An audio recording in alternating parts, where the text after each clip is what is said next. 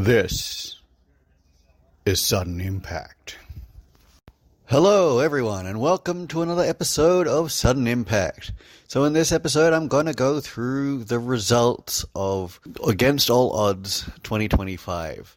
So the 2025 Against All Odds event took place in Tempe, Arizona, on the grounds of Arizona State University.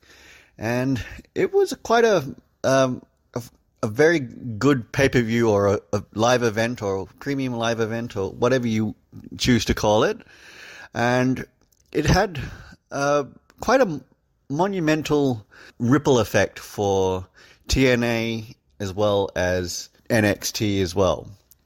Now, let's get started with So, in the countdown match, which was the only match of the countdown, we had the Elegance brand of Ash by Elegance, Heather by Elegance, and M by Elegance, the newly branded Maggie Lee, taking on and defeating the British trio of Zaya Brookside, Harley Hudson, and Myla Grace. So this was a good way to start off the event, but I thought it should have been just a tag match between Ash and Heather and Harley and Myla. I don't know if it should have been for the Knockouts Tag Team Championships at this point in time. Why I'm saying that is because on this previous episode of Impact, Zaya Brookside competed against Rosemary in a Monsters Ball match, and I feel that should have been on the Against All Odds card. Now, after the match, basically immediately after the Elegance brand got the victory, the Inspirations music hit, and Cassie Lee and Jessie McKay of the Inspiration returned to TNA after 3 years, and so that means that there are more tag teams in the Knockouts division. So I'm very glad that this happened and that they returned to TNA, because it reduces the reliance on NXT's women's tag teams just a little bit further, and it means that we've got a couple of teams that can be challengers going forward. In the first match of the main card, we see Steve Maclin face Mance Warner with Steph DeLander for the TNA International Championship.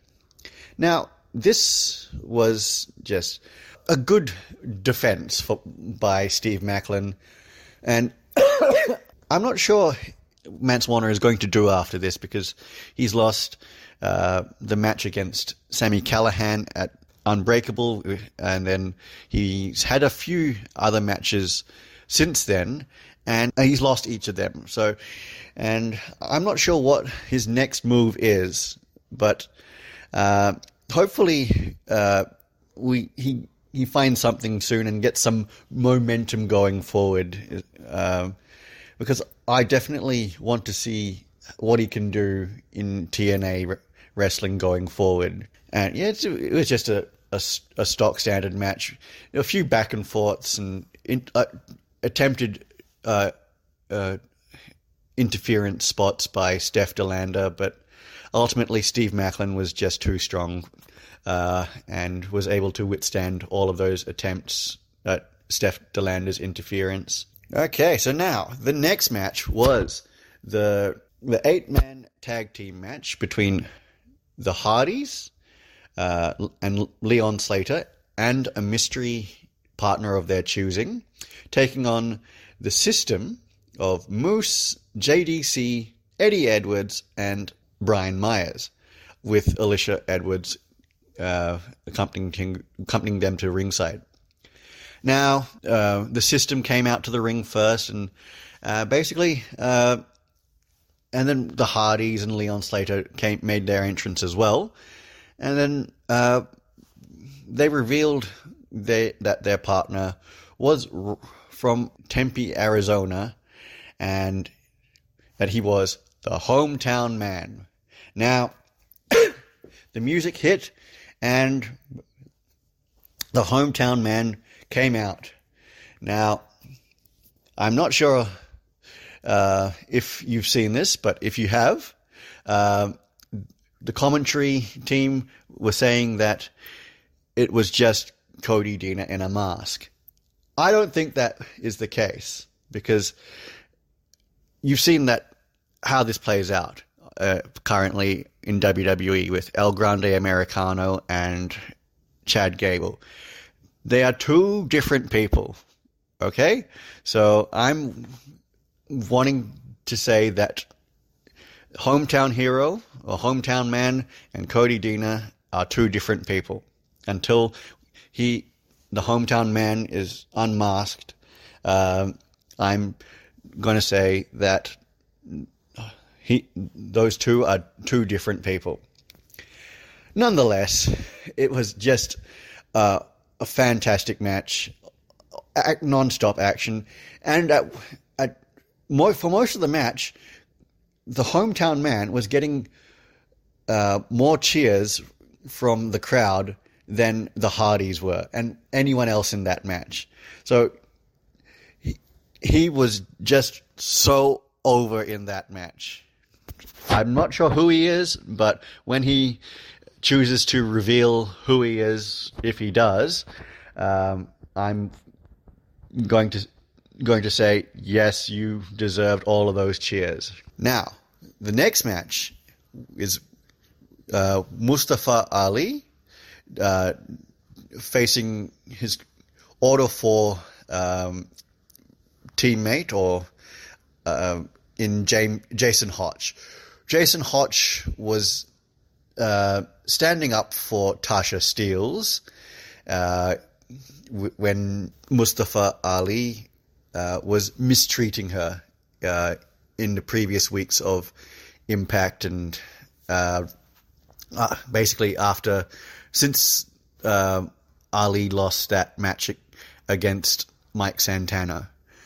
So I'm just saying that I like Jason Hotch's principles, and I believe that he was doing the right thing. Of course, Mustafa Ali won this match because he had John Skyler and Tasha Steelz basically forced into roles where they were actually having to side with him. But during the match, both Tasha Steelz and John Skyler seemingly turned on Mustafa Ali and aligned with Jason Hotch. Even though that this happened, Jason Hotch still couldn't get the victory, and Mustafa Ali was just too dominant. And what happened after the match was pretty telling. It was like, because John Skyler got into the ring just to give some support to Jason Hotch in the losing effort, and just say, okay, that's all right. And then he helped Jason Hotch up in the ring, and then Mustafa Ali extended his hand as a show of respect. And then when Hotch went to shake it, Mustafa Ali just walked away. And yeah, that was a pretty surprising thing, what Ali did. And of course, we'll have to see how it plays out going forward, especially on Impact and leading into Slammiversary. For all new subscribers and viewers of Impact, TNA Wrestling and TNA Plus are giving you the opportunity for 1 month free of TNA Plus if you use the code odds 25. I will put the code and the link in the description down below. Are you liking this video? Want to see more? Then like, share and subscribe to this channel. It's free and it helps me produce more content like this. Go ahead and do it so I can continue to bring you the news from TNA Wrestling. And now, back to the show. Moving on to the next match. It was for the Knockouts World Championship. Now, this match was between Masha Slamovich and Lei Ying Li. Now, in the build-up to this match, Slamovich basically offered this match to Lei Ying Li, basically because she wanted some competition in this match. And while Lei Ying Li certainly provided that competition, wasn't able to get the job done. Now, that is no fault of her own. She did put up a very good performance against Masha Slamovich, but of course, Masha Slamovich is basically on another level, especially in amongst the Knockouts division. Yeah, and basically, immediately after this match, again, we saw the return of Killer Kelly, who had a major history with Masha Slamovich.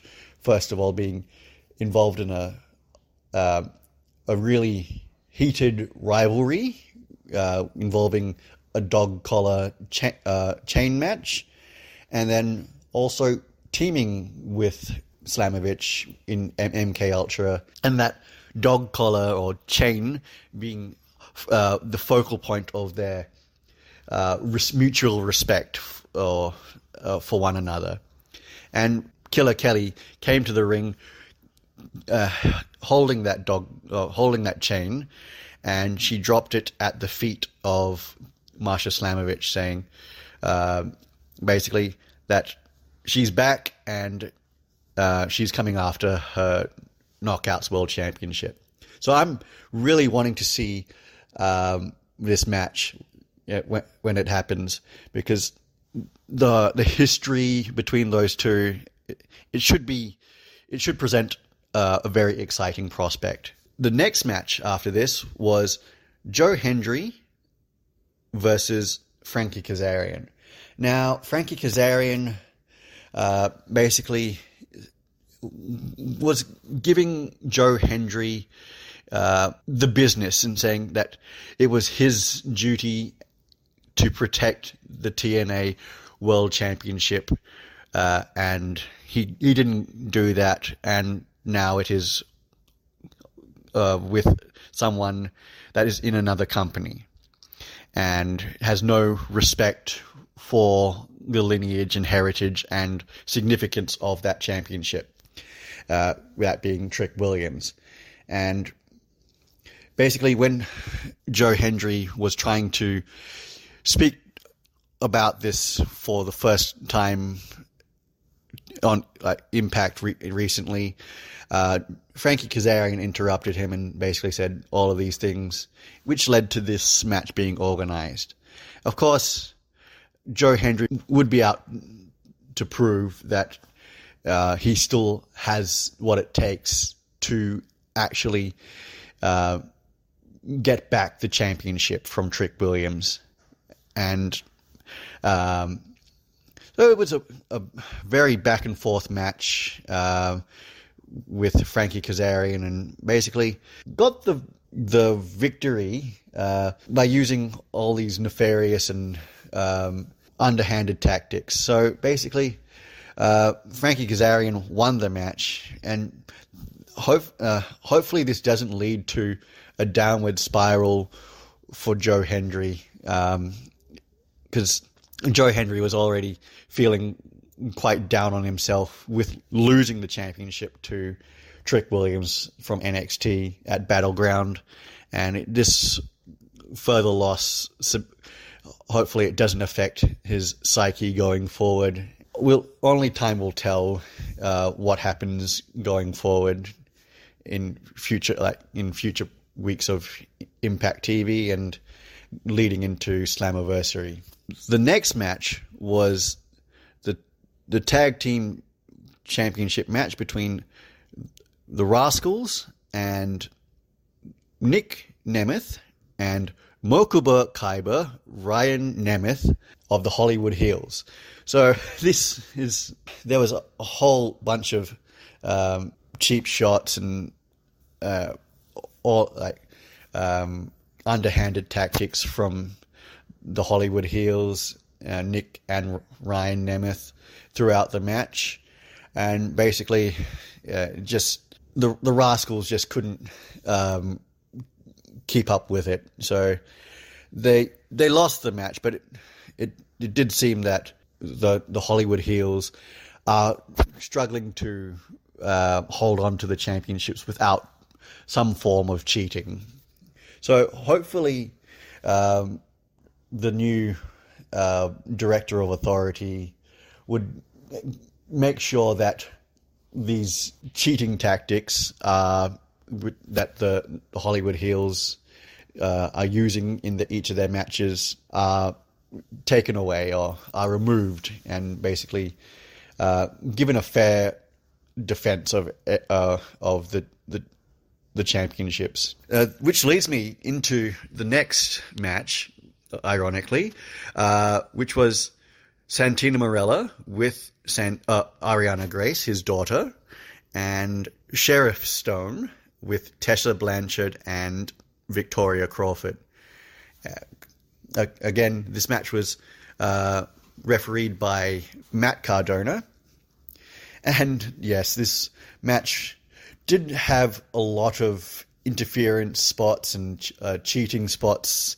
But Matt Cardona, to his credit, called it right down the middle, even though he was offered a bribe before the match by Sheriff Stone and Tessa and Victoria Crawford.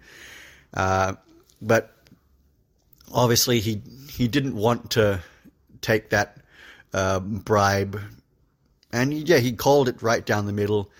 And in the end, it saw Ariana Grace taking out her own Cobra and giving it to Santino, and the Santino just using that to hit the Cobra strike on Sheriff Stone for the 1-2-3 by Matt Cardona. And winner and the official TNA Director of Authority is Santina Marella. And for the final match, it was for the TNA World Championship, which saw Trick Williams defend against Elijah. This match came about as a result of the previous week's episode of NXT, where Elijah was in the audience cheering on Mike Santana when he was challenging for the TNA World Championship from Trick Williams. Unfortunately, Santana was unsuccessful due to the interruption by a First Class, and which led to Elijah challenging for the championship. And basically, it was a fairly back and even match up until the point where, again, AJ Francis of First Class appeared at ringside to a chorus of boos, no doubt, and basically got involved with the match again to basically protect the championship for Trick Williams. Yeah, that was all of the matches, guys. Let me know what you all think of the matches, and yeah, basically like, share, and subscribe to this channel. Comment down below your thoughts, and ring the bell for notifications on new videos. I'm John, and this has been Sudden Impact.